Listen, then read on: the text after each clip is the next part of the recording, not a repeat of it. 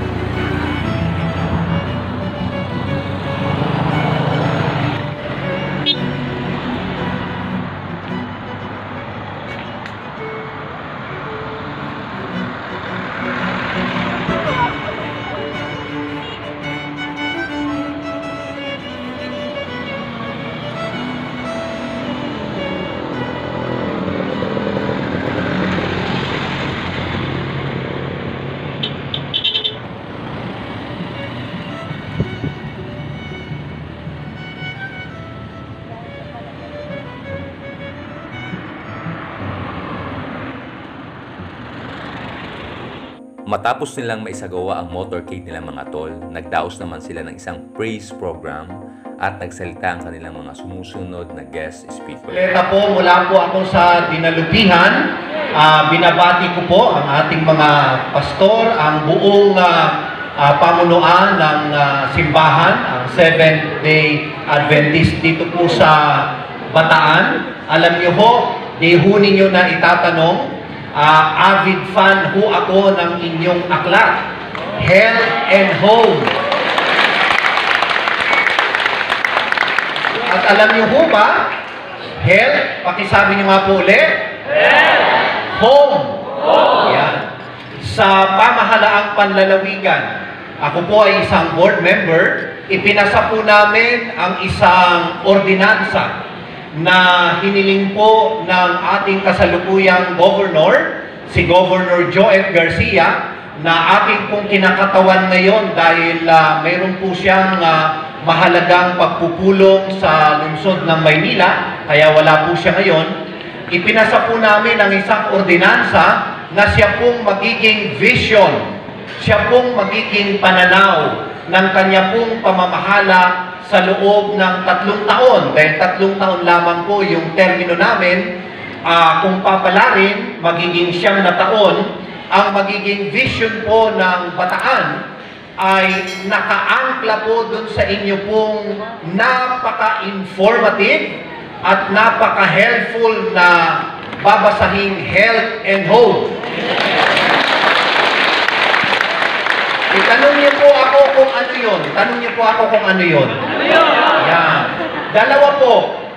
Health and hope. Ang pangarap po ng ating kasalukuyang pamamahala, number 1, maging malusog ang lahat ng mga tiga-Bataan. Amen. Kaya po, number 1 priority ho ng ating kasalukuyang pamamahala, ng ating kasalukuyang gobyerno ay kalusugan. Alam mo ninyo, kahit na po sa simbahan, malabo ho tayong mag-ministry kung hindi ho tayo malusog. Tama po ba? Tama po? Tama po ba o may tama lang ako? Tama? No, tama.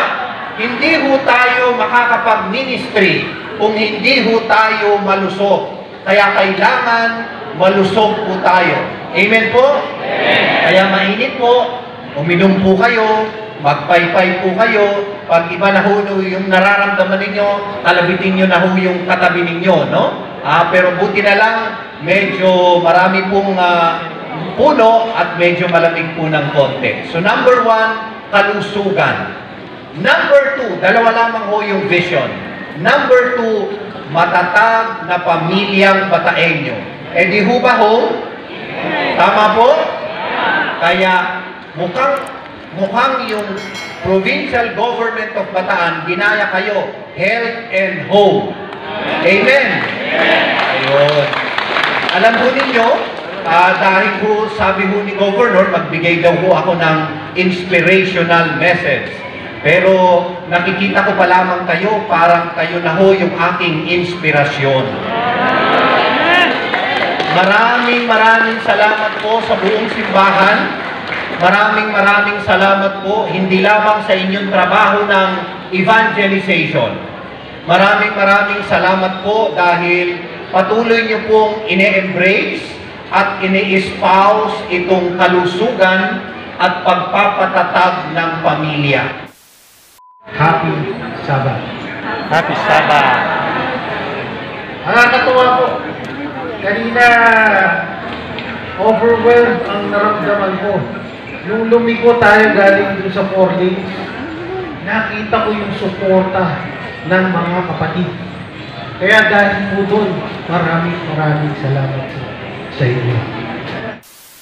Bigyan ng mga aklat na ito, hindi lamang nila mababasang nilalaman, kundi ito ay may sa kabuhayan nila. At kung magkakayo'y hanapin nila ang aming Panginoon at sila'y magpapasakop sa Kanya.